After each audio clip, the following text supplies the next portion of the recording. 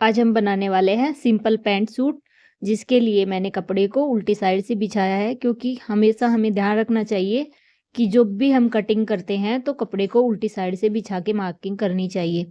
तो इसके लिए सबसे पहले हम इस कपड़े को नीचे से इक्वल कर लेंगे मार्क करके, क्योंकि नीचे से टेढ़ा मेढ़ा कपड़ा होता है तो उसे काट देना चाहिए, नहीं तो बाद में प्रॉब्लम करता है ये। तो यहाँ से एक सीधी लाइन ड्रॉ करके और एक्स्ट्रा कपड़े को हम कट कर लेंगे। उसके बाद हम जहाँ से मैंने एक्स्ट्रा कपड़े को काटने के लिए मार्क किया है उससे 1 इंच ऊपर की तरफ लेते हुए हम नीचे से फोल्ड करने के लिए मार्क कर लेंगे और एक लाइन ड्रॉ कर लेंगे। मैं यहाँ पे पैंट में नीचे की साइड डिजाइन बनाने वाली हूँ, इसलिए मैं 1 इंच ही ले रही हूँ। और अगर हमें फोल्ड करना होता है सिंपल तो हम 2 इंच लेते हैं, कई बार 3 इंच भी ले लेते हैं अपने अकॉर्डिंग। तो जो उसके बाद हम लेंथ का मार्क करते हैं, तो इस पैंट की जो लेंथ है 36 है, तो उसमें से हम 1 इंच कम करते हुए मार्क करेंगे। और ऊपर से जो हमारी कमर होती है उसका चौथा हिस्सा मार्क करेंगे। और उसके बाद में उसमें 1.5 इंच हम आगे की साइड प्लेट लगाते हैं उसके लिए, और 1 इंच हम लूजिंग के लिए दोनों साइड की स्टिचिंग के लिए ले लेते हैं और फिर मार्क कर लेते हैं। तो ये हमारे आगे की साइड से जितनी हमें चौड़ाई लेनी है उसकी मार्किंग हो गई है। और ऊपर की तरफ से 1 इंच नीचे की तरफ डाउन करते हुए और तिरछा निशान लगा लेते हैं, क्योंकि आगे का जो पार्ट कट करते हैं वो 1 इंच नीचे होता है। अब हमें इसके आसन को निकालने के लिए जितने हमारी हिप साइज होती है उसका 4th हिस्सा लेते हैं और 2.5 इंच एक्स्ट्रा पे मार्क कर लेते हैं। और यहाँ से हम हमारे जो थाइज होती है उसका नाप लेते हैं और उसका आधा करते हैं और मार्क कर देते हैं। क्योंकि हमारा ये फ्रंट हिस्सा है तो इसमें हम बिल्कुल भी लूजिंग नहीं लेते हैं, जितना होता है उतना परफेक्ट कटता है। तो जितने हमारी थाइस थी उतना निशान लगा के 2 इंच अंदर की तरफ लेते हुए मैंने ये तिरछा निशान मिला दिया है और आसन की गोलाई करते हुए निशान लगा दिया है। यहाँ से हम जितनी ज़्यादा गोलाई करते हैं उतना परफेक्ट फिटिंग आती है और म्यानी वगैरह लगाने की ज़रूरत नहीं पड़ती है। तो अब यहाँ से मैं जितनी हमारी चौड़ाई थी उतनी हम नीचे से लेंगे और मार्क कर देंगे, उसका सेंटर पॉइंट निकाल लेंगे। और जितनी हमें पैंट की मोहरी चाहिए उसको दोनों साइड से, जैसे मेरे को 7 इंच चाहिए तो 3.5 पे मैं मार्क करूंगी और दोनों साइड लगा दूंगी निशान। और नीचे की साइड जो हमने एक्स्ट्रा कपड़ा रखा है वहां से थोड़ा तिरछा करते हुए निकालेंगे, ताकि हम इसे जब फोल्ड करते हैं तो ये हमारा कम नहीं होता है, सही से फोल्ड हो जाता है। अब यहाँ से हम इसको तिरछा निशान लगाएंगे और मिला देंगे। शेप पट्टी है तो आप उससे भी कर सकते हो, अगर शेप पट्टी नहीं है तो ऊपर की साइड से हल्का सा गोलाई देते हुए इसमें जैसे हमारे पैर की शेप होती है वैसे हम कर सकते हैं, क्योंकि शेप पट्टी हर किसी के पास नहीं होती है। तो ये ऐसा करने से भी इसकी फिटिंग एकदम परफेक्ट आती है। तो ये मैंने आगे के पार्ट की कटिंग के लिए मार्क कर लिया है, अब हम इसे कट कर देंगे। तो अभी मैं आपको कट करके दिखाती हूँ इसे। जहाँ जहाँ मैंने मार्किंग की थी वहाँ से हम इसे कट कर लेंगे, क्योंकि आगे का जो पोर्शन होता है उसमें हम मार्जिन के लिए एक्स्ट्रा 1 इंच लेते हैं। उसके अलावा जितना हमारा नाप होता है उतना परफेक्ट कट करते हैं, इसमें बिल्कुल भी एक्स्ट्रा नहीं लिया जाता। और पीछे वाले पोर्शन में हम एक्स्ट्रा बढ़ाते हुए लेंगे तो फिर हमारी फिटिंग एकदम परफेक्ट आएगी, क्योंकि पैंट जो होती है वो फिटिंग में ही अच्छी लगती है। तो ये मैंने आगे का पोर्शन कट कर लिया है। अब इसको हम जो बाकी कपड़ा बचा हुआ था हमारा उसके ऊपर रखेंगे और इसमें नीचे की साइड से 2 इंच एक्स्ट्रा लेंगे, लंबाई में जितनी है उतनी रखेंगे और नीचे की साइड से 2 इंच एक्स्ट्रा रखेंगे। और यहाँ आसन के पास में से 2 इंच एक्स्ट्रा लेंगे और इन दोनों निशान को सीधा मिला देंगे। जिस तरह से हमने थोड़ा सा राउंड शेप में से यहाँ पे निशान लगाते हुए निशान लगाया था वैसे ही निशान लगा लेंगे, हल्का सा गोलाई देते हुए थोड़ा थोड़ा, जैसा हमारा पैर की शेप होती है। और ऊपर की साइड से भी हम 2 इंच एक्स्ट्रा ऊपर से लेंगे, पीछे वाले पल्ले में 2 इंच एक्स्ट्रा कट करेंगे हम। आगे वाले को हमने 1 इंच डाउन किया था, इसे हम 2 इंच बढ़ाकर ऐसे तिरछी लाइन मिलाते हुए सेंटर से और मार्क कर लेंगे। क्योंकि पीछे वाला जो पार्ट होता है वो हैवी होता है, चाहे जेंट्स का हो चाहे लेडीज का हो, तो इसलिए हम 2 इंच बढ़ा कर लेते हैं।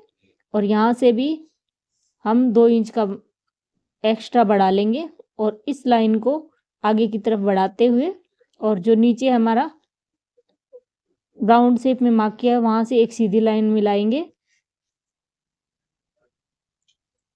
ये मैंने सीधी लाइन ड्रॉ कर दी है और आगे जो 2 इंच एक्स्ट्रा लिया था वहां से मिलाते हुए यहाँ पे राउंड शेप में करते हुए इसे गोलाई दे देंगे। तो ये हमारे पीछे के पार्ट की भी निशान लग गया है और इसे अब हम कट कर देंगे।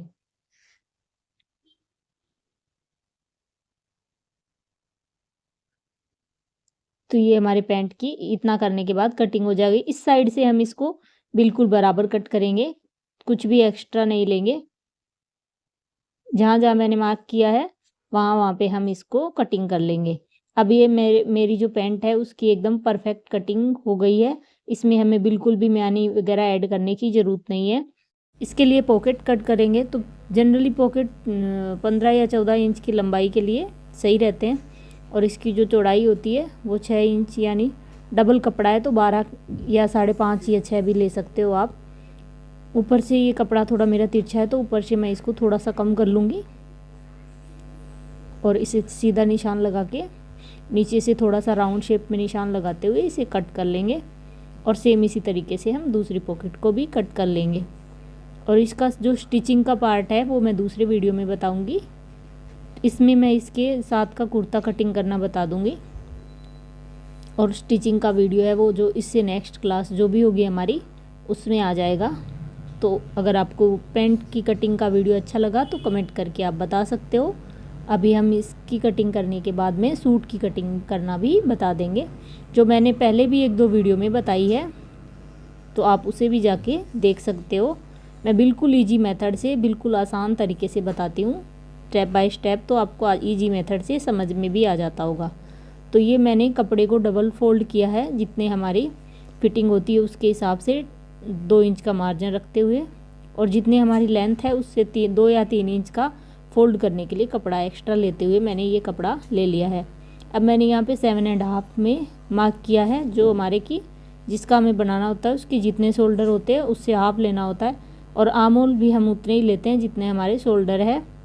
इसके बाद हम हमारी जो फिटिंग होती है उसका चौथा हिस्सा लेते हैं, मार्क कर लेते हैं, और उसके बाद में 1.5 या 2 इंच का मार्जिन लेते हुए हम निशान लगा लेते हैं। इसके बाद नेक्स्ट स्टेप क्या होता है कि जहाँ से मैंने शोल्डर का निशान लगाया वहाँ से हम 6 इंच नीचे की तरफ निशान लगाएंगे और यहाँ से हम हमारे कमर का निशान लगा लेते हैं। जो जितनी भी हमारी कमर होती है उसका चौथा हिस्सा लेते हैं और उसमें भी 1.5 इंच का मार्जिन रखते हुए हम ले लेते हैं। अब इसके बाद हम हमारे जहाँ से हमने कुर्ते को ओपन रखना होता है वो हाइट के अकॉर्डिंग रखा जाता है। अगर किसी की ज़्यादा हाइट हो तो हम 15 रखते हैं, अगर कम हो तो 14 या 13 भी रख लेते हैं। तो जितना हमारा यहाँ से हिप साइज होती है उतना लेते हुए और फिर 2 इंच का मार्जिन रखते हुए आगे निशान लगा लेते हैं, और जितना हमने हिप साइज़ के पास में निशान लगाया उतने ही हम नीचे से हमारे जोड़ी को या जो घेर होता है उसको लेंगे और निशान लगा लेंगे।